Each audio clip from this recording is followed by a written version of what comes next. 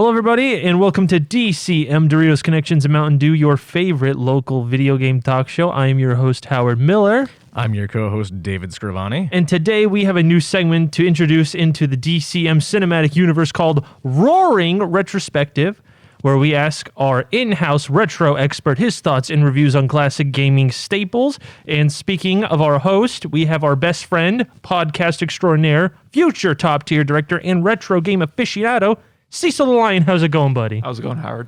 You know what? It's going good. What about you, Dave? It's going pretty good. Everything's good. Everything's peachy keen. Now, we've picked the easiest game for this segment because this is very impromptu. But we picked a game that we all know, we all played, and it's one of your favorite franchises, Doom. And considering the buzz about the game, we were wondering if we can get some of your thoughts on id Software's 2004 decisive release of Doom 3. So, Cecil, if you want to address our viewers with backstory of the franchise and what led you to this game and all that wonderful jazz, go for it. So, believe it or not, Doom 3 is actually my first Doom game.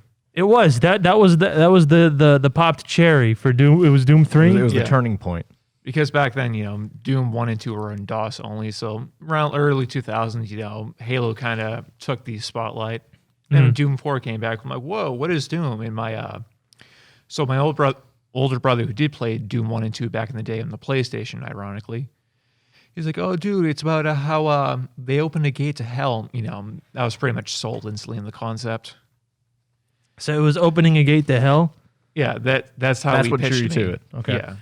It's Understandable. Like hell, demons, that was the pretty much easiest pitch in the world. And how can you give us an age range of how old you were when you'd made this extremely important decision? So this was 2004. So I was I was 10. You were 10. You know what? I don't think I had that thought process when I was 10. I don't think I was that cool yet. See, I actually have no memory of when I first played Doom. I'm going on my dad's what's the word I'm looking for? My dad's testimony that when I was a small David, he would sit me on his lap at the old computer and we'd play the original Doom. I have absolutely no memory of this, but apparently it is a thing that happened. Apparently that's a thing that happened. So Doom 3 is the first game. So why don't you give us some quick thoughts about the franchise as a whole? Franchise as a whole? Yeah, franchise as a whole. I don't think there's really been a bad Doom game, not counting like the RPG spin-offs, but main entries, Doom 1, 2, 3, 64, Doom 3, the new ones, even Final Doom, it's more of an expansion pack, but I don't think there's been a bad Doom game to date.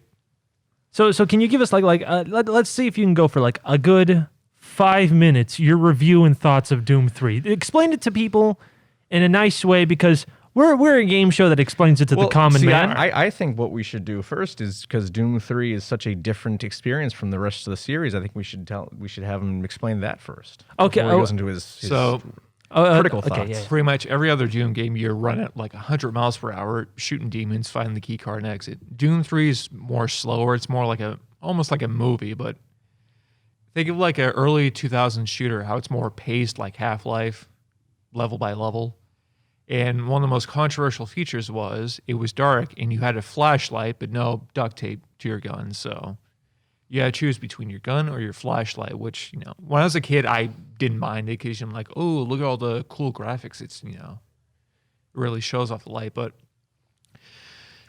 Keynote back then, they were cool graphics. Now they're ugly. Well, to be fair, I think it was 8 years later, they re-released it under the also controversial BFG edition, which controversially adds the flashlight to your shoulder mount. And, you can toggle it anytime. So how do you feel about being able to use the flashlight and your weapons? After playing for a while, I do like it because it makes the pacing a lot faster. Doom 3 is a long game. It's probably longer than the rest of the games in the series. So yeah. So I guess to explain this to the viewers, in the original Doom 3, the controversy is in the original Doom 3, it's a first-person shooter. So that means you hold a gun in front of you, of the character, and then you shoot something. But the game was a horror game, so you'd have to painfully have a flashlight and then switch to your gun because you can only hold apparently one thing at a time. And then BFG, they added the flashlight so you didn't have to hold it. It was just on. Yeah, except just like Half-Life 1, it died after like 10 seconds. Mm-hmm. Yeah. And I actually saw a clip recently of John Carmack, the former game director at Software. The reason they had the flashlight as a separate thing is just the engine wasn't able to handle both the flashlight and the weapon out at the same time. like graphically, it just couldn't work. That's pretty funny, actually. And so everyone getting upset that the duct tape mod and the BFG edition ruins the experience. It's like, no, that was a necessary component. Like there was no way around that initially. Calm down. Well, so some more fun news regarding the BFG edition from my friend was I just got a new monitor that supports 144 frames per second. Yeah. Doom 3 by the BFD edition by default goes up to 120 FPS.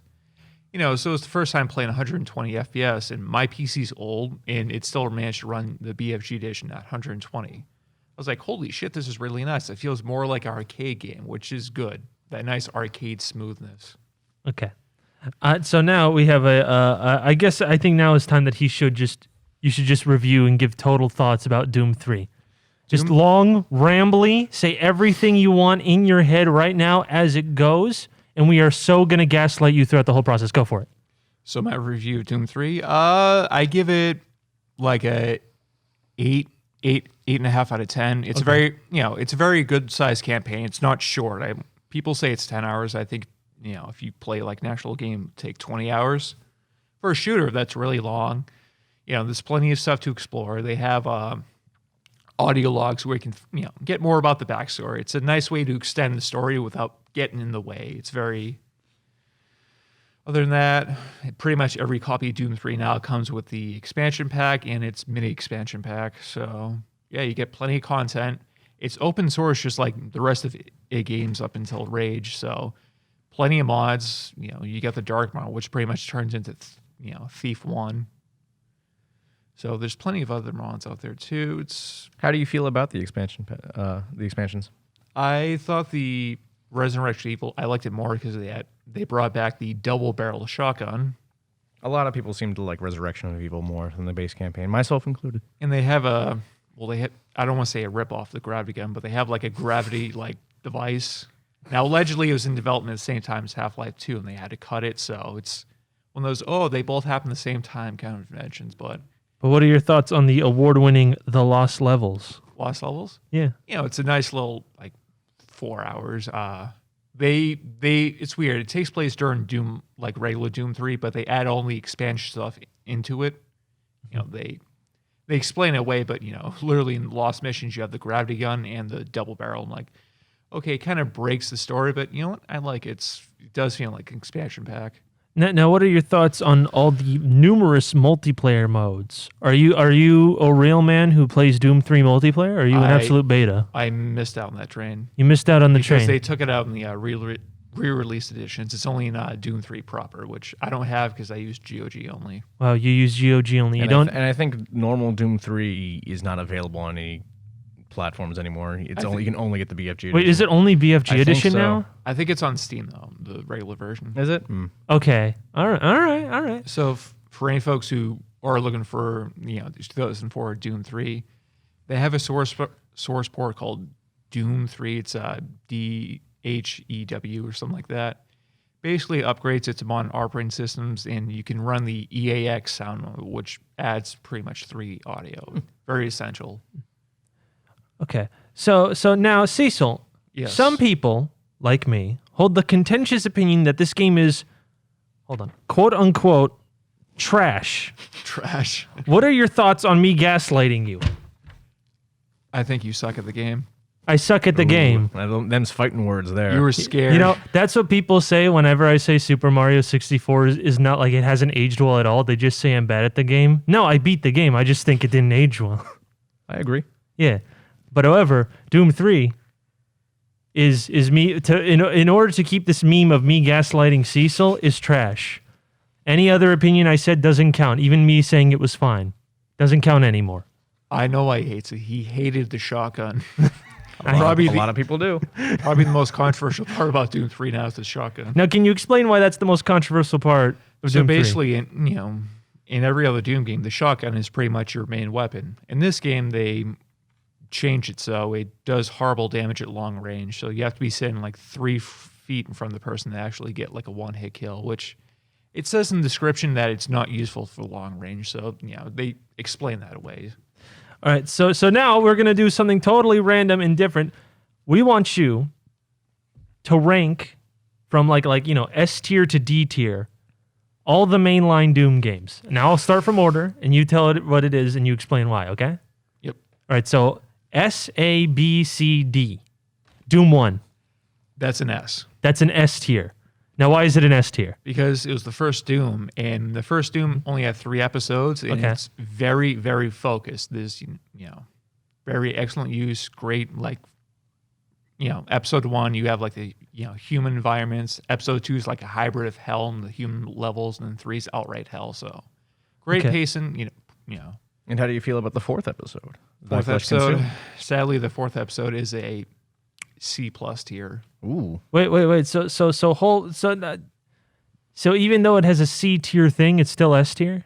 Well, to be fair, the 4th episode was added later. I think it was Doom 1 came out in 93. The 4th episode came out in 95 after Doom 2. It was just, they finally had it in like a box version you could buy at retail, and they packed the 4th episode like, hey, buy this. It has a bonus episode. So just to prod your mind, so if they did add that C tier episode, would the ranking go down? Would it be high A tier? No, because it's completely optional. It's not like Duke Nukem where the worst episode is the 2nd episode and you have to play through it. But that's like saying any level's optional. No, it's just the 4th episode's added later, and pretty much Doom 1 ends after episode 3, so. Dude, no one knows that the 4th episode was added later if they bought it like yesterday. That's every copy of classic Doom now. It comes with the 4th episode. Yeah, literally, it's baked into the. It's baked in. It's baked into the lore. So Doom 1 is S tier with a giant asterisk mark next to it. Okay. Doom 2. Doom 2, A+. Dude, it's an A tier. Yes. It's high A tier. High A tier. High A tier. Okay, now why is it high A tier? Not S tier. Well, there's 30 levels, and more than half of them were designed by one guy, because at the time, Doom 2, John Romero, the series director, was off deathmatch, and so most of the grunt work fell on Sandy Peterson, and you can tell he got burned out after a while. Towards the end, when you're in the city levels, you could really tell that they're burnt out. So I like the city levels of Doom 2. But they're just huge. They're very good, but they're just that's the point where, So you're saying that it's disappointed because it's huge? I'm just saying they could have cut a few levels to make it stronger, but Cut it down a few inches, some might say. yes. Okay, so where does Doom 3 go in the tier ranking? Well, shouldn't we do it via order of release?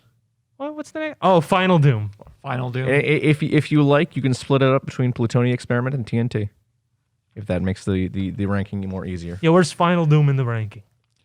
Final Doom B. Because at that point, it's just Both of them or separately? TNT was just awful. All right, so is that a D tier? Yes, that is a D tier. Is it D? Do we need to introduce an F tier? F tier? No, I don't think so. Okay, so that's D tier. Now, I'd say 50% of Plutonia is very good. Not TNT, sorry. Fight, boys, fight. So I'd rank Plutonia high B. It's just very hard. Ooh, high B. It's just at that point That's controversial. It added nothing. There's no new enemies. There's a lot of new levels, but at that point it was 96. Quake was coming out. Doom was over the bridge. Classic Doom, at least. Interesting. See, I know a lot of people who would say the Plutonia Experiment is like the best of the classic Doom games. Wow. I was half paying attention because there are 2 new words to me in my vocabulary. So he gave a B tier and S tier? He gave an S tier, a B tier. Oh, he gave an S tier, a B tier. Yes. Oh. Now my ranking is because it didn't add anything new to it, just more missions. That's kind of Well, it's hard to add new things to a game like that until like people got really experimental in the at late least 2000s. Doom 2 had new enemies. Yeah, So- but they were working with the code they had. They didn't have the tools with which to create new code at that point. No, you could have added new enemies to Final Doom. Yes, but Plutonia was an official licensed expansion It is. pack. Then controversially, TNT was supposed to be a mod that was turned to a paid mod later. So I would rather have not paid for TNT. So yeah, Doom 1, S with a giant asterisk. Okay. Doom 2, high A, plutonium experiment, high B, Okay. TNT D. TNT D. Now, is that a high D or a low D? High D. High D. Don't laugh. That was an actual question. There was no innuendo there. I wasn't laughing at the innuendo, at the Now, non-innuendo. sadly, I've not played Doom 64, so I can't rate it. Doom 64 is untiered. Trash fan. Trash fan. I can tier it if you like. No, we're not asking. You're not the aficionado. Go with the program. Okay, but you can tier it. What do you want to tier it? I tier Doom 64 A. A? Okay, that's wonderful. That's nice, dear. Doom 3. High B. What the? So why is Doom 3 a high B? Yeah, why is Doom 3 a high B? Well, the levels were smaller, so there's always that. It had the disadvantage of being made in mid 2000s. At that point, shooters were kind of, I don't want to say in the gutter, but more taking a rest. It was more like COD shooters at that point. So boomer shooters won't come back till later. It's just there's some like early mid 2000s trends that made their way in there that just I don't like. Mainly all the voice actors. Steve Bloom is everywhere. You don't like the Toonami guy being in your video game? He's just overexposed. He's overexposed? He's not bad. He just needs to turn down a paycheck or two. Yeah. So it's a high B. Yep. Disgusting. What about 2016? 2016? Yes. I'll almost rate that an S. It's definitely in the high A's. It's a high A, borderline low S. Yes. And why? Because it was perfect. They added the center weapon options, and then just turned to it was pretty much Doom 1, but this time reimagined how do you like. It's just perfect shooter. Okay. And okay. So Doom Eternal. Doom Eternal. I haven't beaten it. I've played a good chunk of it. Right now it's an S category. So I'll have to see later on if it bumps down to A, but as of right now, it's an S category. It's in the S category. So can you give me a quick explanation why Doom Eternal is somehow better than Doom 2016? They just add more stuff to it. They have new weapons, new abilities, new monsters. Okay. The only thing I don't like is that they did a Doom 3 thing where they try to address the shotgun, so that's not 90% of what you're using. So they added a lot of low ammo I'd counts. say that's a good thing. It's if you just want to shoot stuff in the face, you're gonna have to mix up. Are you one of the people who thinks Doom Eternal doesn't allow you to be creative? No, it forces you to be creative. Okay. So I'm not saying it's not creative, but it's like, for example, Doom 2016, you can turn the glory kill highlights off and just shoot it like a regular Doom game. So But why would you turn the glory kills off? they just get bored after a while. No, they don't. Not if you. Are you the dude that just kept going like you'd walk and you saw that prompt that says, "Hey, if you aim at different body parts, you get a different glory kill," and you were just like, "That'd be funny if I knew how to read," and you just kept going for the torso every time. No, I went for different ones because I did the rune challenges. Interesting. Now, the reason we bring up Doom 3 is because it just recently got a port. Got the VR edition. It got a VR edition. So Only available on PlayStation 4. Only Not available. even PC. Not even PC. So we would just like your just general thoughts on now a 15-year-old game being brought into VR in 2021. Well, to be fair, there were Doom 3 VR demos way back in the early 2010s. Pretty much John Carmack got shit-handed at id. They wouldn't let him do the VR edition, so... And now he's working for Oculus. Yep. Now they realized that it was a terrible mistake. Half-Life Alyx came out and proved that, hey, you can have the AAA VR game in VR. It's like, hey, let's revisit it. So, I don't have a VR headset yet, but I'm very optimistic about it, especially Doom 3, paving the way. It's open source, so they'll probably will add to PC because it's now owned by Microsoft, so it's got plenty of potential. So it's like the first start. Obviously, they're going to update the game and add new stuff to it. So...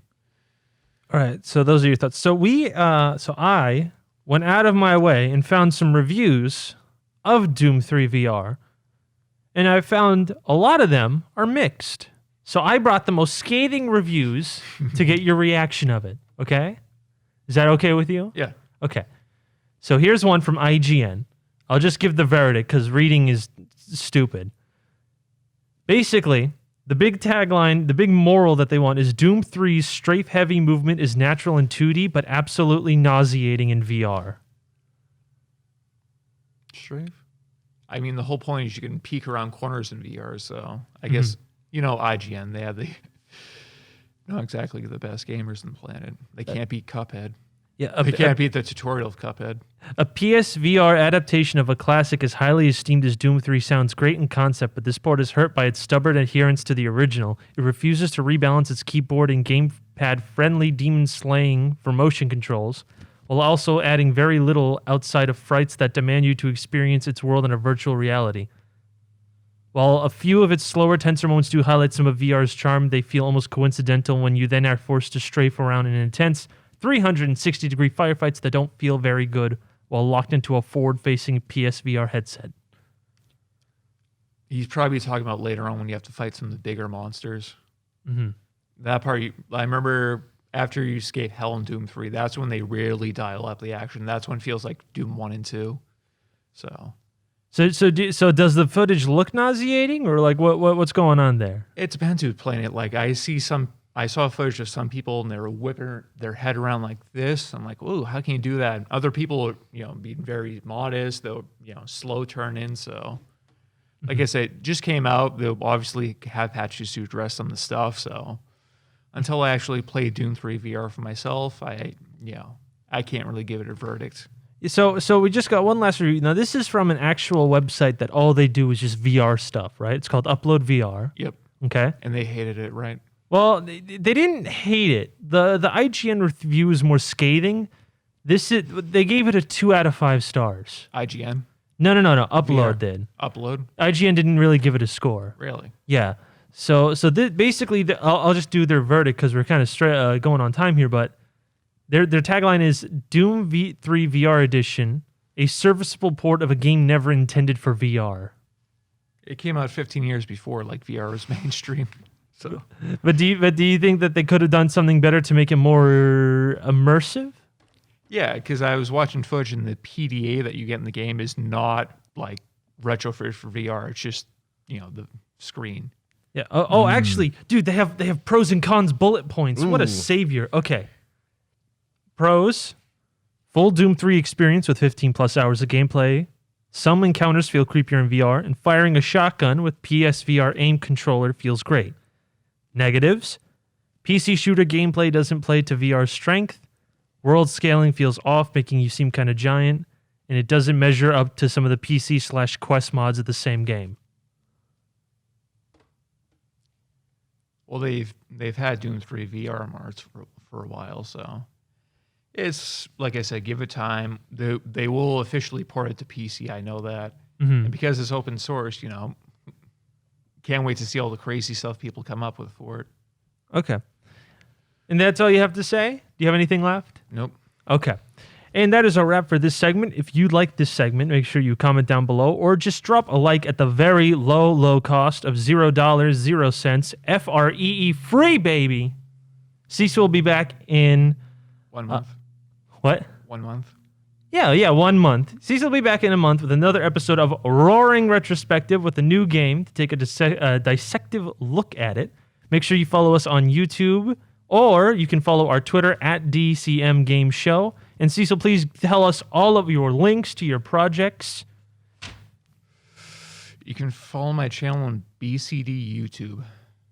I'll send you the link later in the text message. Anything else? Come on, you gotta have more delinkies. Come Twitter, Instagram, Facebook. No, I'm not one of those people like, link, and subscribe. That's just like the kiss of death. I hate that. No, you need those infos so we can prop you up as our golden boy. Don't forget to check out our sponsor, Mountain Dew and Doritos. If we get sponsored by them, oh my God. No. All right. And with that out of the way, I'm Howard. I'm David. And I'm Cecil. And that's the end of our segment. Good night, everybody.